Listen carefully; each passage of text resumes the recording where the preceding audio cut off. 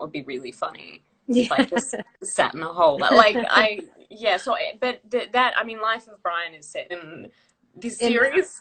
yeah, maybe he's the ancestor of someone. I mostly just like the part of the question. I try to make it about the movie, obviously, because it's, we have a movie that's a help, but I just felt like the what's your favorite character of all time question was interesting.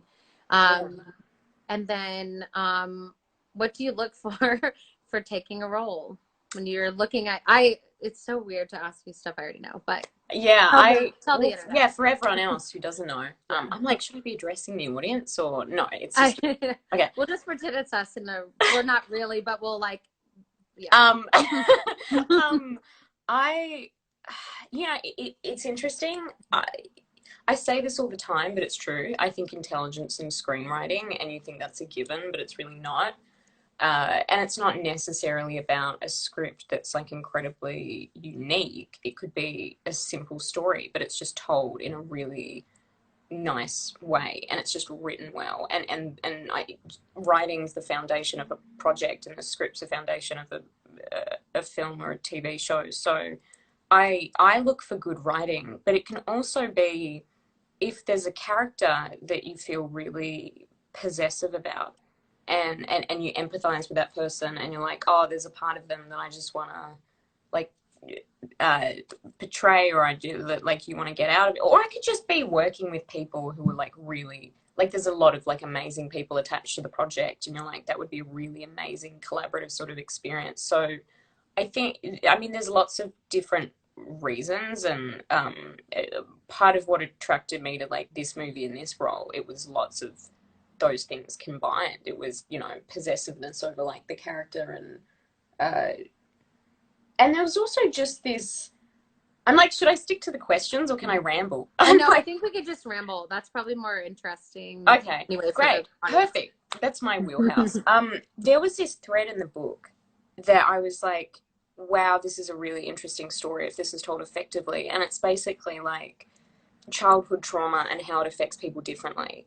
You have these two characters, both of which have um, alcoholics as fathers, and that had fathers that weren't really present. And then you have Tessa, who had, a controlling and like probably verbally abusive at times mother, and Harden, who had a different experience. And he externalizes his pain, and she adapted to her pain in a different way. She sort of went into this like type A, she focused on her work, and then through this relationship with each other, they realize he realizes his red flags, and she realizes things about herself. And I thought that's just such an interesting, like, I know that's probably a bit of like an alternative reading on it, No, but I mean, well, not for me. For me, I'm like, that's exactly what it's supposed to be. Like, yeah, it's supposed to be more about the trauma of these two people and how everyone is different and everyone handles things differently. It's not, there's so much more to Hardin and Tessa as characters, even if they never met each other, than just like the good girl, bad boy, leather jacket, virgin. It's like, it's just so, yeah. So I love that answer, yeah, obviously.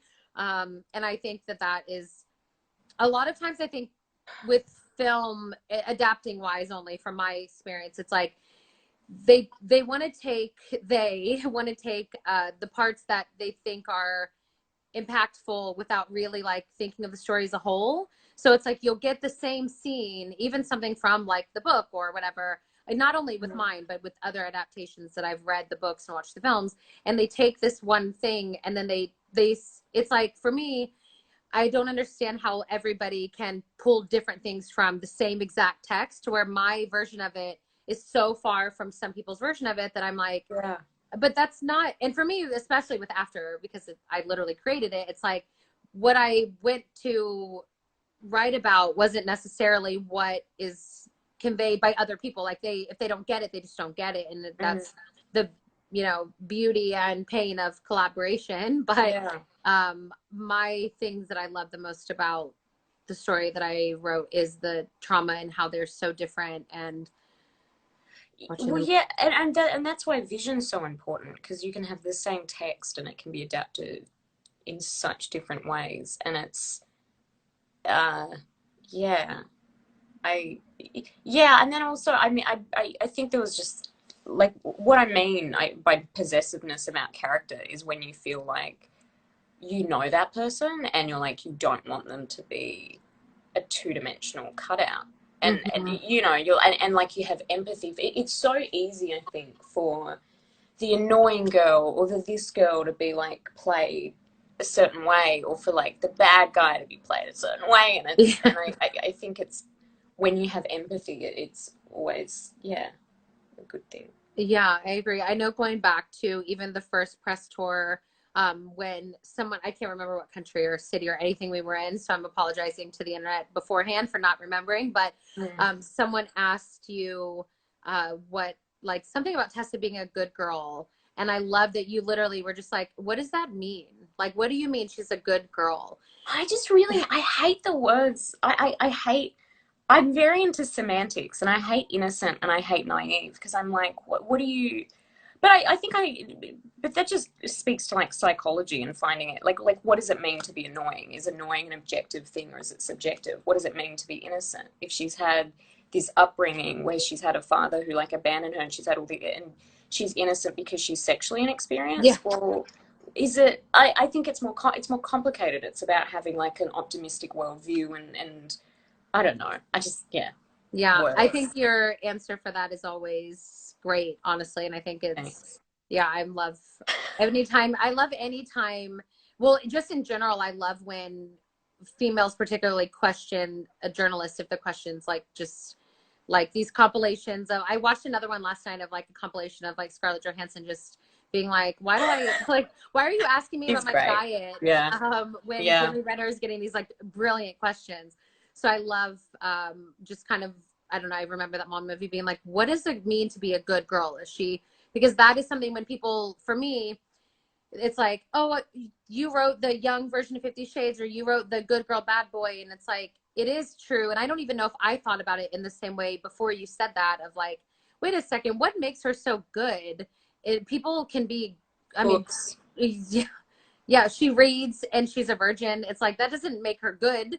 Like she's complicated. Like I don't. Yeah, it's Yeah. we could talk about that for a long time. But um, anyways, do you have a do you have a sort of ritual for filming beforehand? No. I try to brush my teeth and I try to get everything done in 10 minutes before I head to set. And I can't. I can't do it in 10 minutes, but I just try because it's like I'd rather have that extra 15 minutes of sleep. Yes. Um, do you have a ritual when you, I don't think I've ever asked you that like that. No, I mean, no, Really? it just every day I mean, we were there, so we know, but every day is so different. And every day Yeah. there's like a new thing to focus on or worry about or fix or whatever the case is. Mm. So I don't think I'm not experienced enough as a producer to have a ritual, I don't think, because it's been so like fast and stuff that I mean, I would love to sleep more in the future because being on the last two films, I haven't really slept at Yeah. all. So, Yeah. yeah, I would Yeah. love to make that part of my ritual is like trying to get extra sleep. Yeah. Routine's so important. I need a routine. I just get bored by routine. I Like, know. yeah. I know. I do the same like with Asher. He needs a routine every day. And then Yeah. for me, I'm the like, well, probably everybody, even the internet, I would say, you know this, but the internet probably knows I'm not a like structured person. I'm just never going to be that. I'm just all Yeah. over the place mentally. Like I'm not, if someone gives me a list of something, I will like go out of my way to not like Yeah. read the list correct. Like I'm just not a list graph person at all. Well, Um, I mean, that's very much also how you write. It's not, I think it's why your writing has such a natural flow because it's sort of just, it's not like you were talking about where you go, okay, so on page 36, I must have this thing happen. It's very much like, oh, I wasn't expecting that. yes, Like, exactly. It's pretty much like listening to me talk for 5 hours is like reading a book. Like it's basically the same thing. Um, let's see. Who do you think? Because I don't want ooh. us to not talk about the movie at all, Yeah, so yeah, let me yeah. think. Who do you think Tessa would want to meet for coffee, dead or alive? Jane Austen, because books. Yes. Who would you want to meet for coffee, dead or alive? Uh, I think, I mean, Shakespeare's a good, I think, just like placeholder answer, because I think it's pretty cool to be a guy who wrote stuff where like you still know his name 500 years later. But I don't know. Can I? What about myself? Could I Yeah. meet my future self? I wouldn't want to do that. What about past self? No, I would I leave them right. alone. Right. Right. Yeah. Same. So yeah, Same. what do you think? Tessa for sure would be Jane Austen.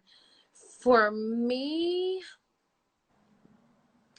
I don't know. I mean, I have also had a history of like really looking forward to meeting people, and then when I do, it's like the worst Yeah, nightmare, and I wish I never did. So yeah.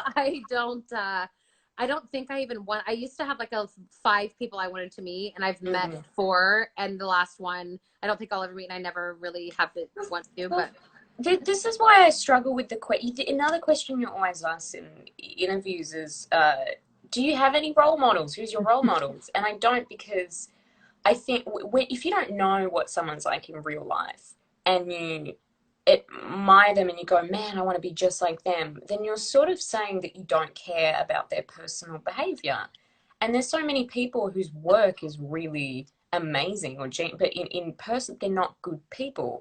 And so that's why I'm not saying you shouldn't, that's a ridiculous thing to say. Of course you can admire someone's no, work, and I think you can separate work and personal life, but it's why I struggle to have role models, because then what if you haven't met them, you know. yeah, I think that was a big thing for me coming into the author world of having like literally grown up with some of the authors, grown up with them or read them even, in the last Mm. 5 years, and then meeting them now, it's a little hard. It's a little hard to some people. I literally can't ever read their books again because I know them and I'm just like, oh, this is not what I how I imagine. So I very much miss those days of like being able to walk in a bookstore and not knowing the people. For film, it's already kind of the same situation, and I'm barely in it. This Well, is it's my third year. blissful. It's blissful ignorance, and cancel culture is sort of eliminating that. And I think it's good. I think it's. I think there's something positive when work no longer excuses personal behavior to a certain point. Mm-hmm. But it's interesting because it's also like, well, at the end of the day, if there's a certain job or that's escapism based and entertainment based, then does it really, is it better to be ignorant, and is it better to sort of just, I don't know. I know it's like with Hemingway is kind of a good example. Is like when I was a teenager, I literally, if someone said, "Who do you like want to marry?" I would be like, "Hemingway's my like soulmate." Mm, Now I'm like, Hemingway is like, I mean, granted he's deceased, so like no offense if his mm, descendants are watching this, but it's like, as much as I love his books, he was a very complicated man. He was, openly abusive to women and mm. all this stuff. So now it's like when I'm quoting Hemingway, it doesn't really feel the same. It's difficult, and then you're like, well, if you want to enjoy, do you have to separate the work from the personal life, or can you not separate it?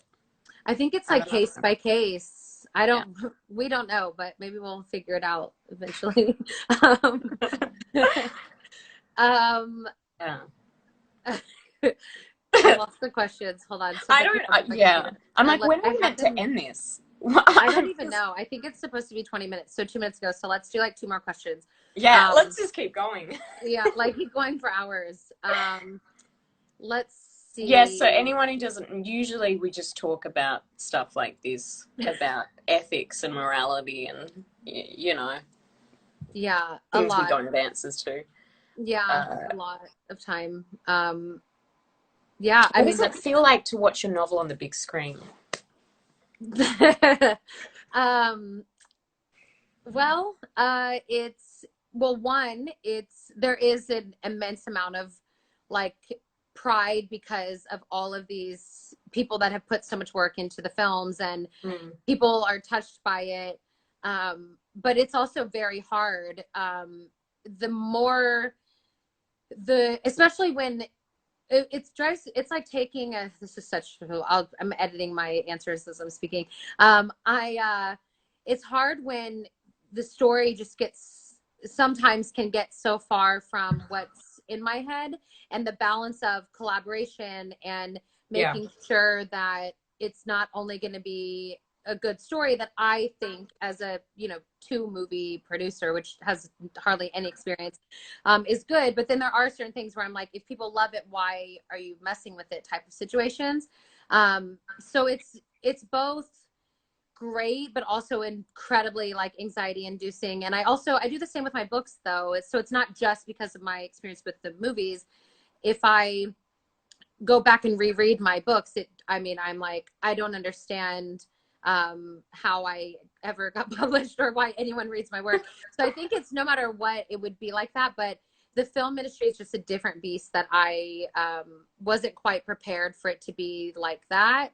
And I, even more so now though, I want to dedicate even more of my time and energy to changing that, or at least a corner of it. Like I always tell you, like, I'm trying to find my little Your little corner. space within, yeah, Hollywood.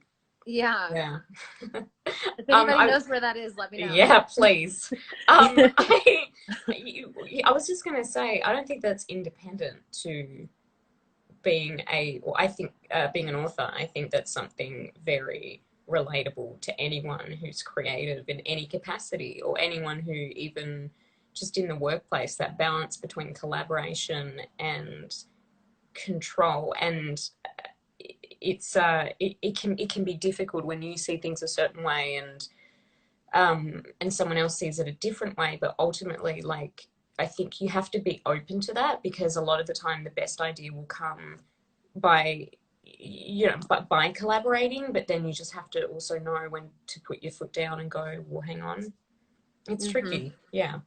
Yeah, I mean, it's pretty I think, I mean, we've spent a lot of the last few years of our lives doing that together, like as a whole, not just me and you, but like as a whole, of like, for me, figuring out if the collaborating, there, some of the best kind of moments have come from that. But there are times where it's hard when I know that something, it just isn't, it doesn't feel right. And we're both becoming more And ready to, it's yeah, yeah. I'm editing myself. Yeah.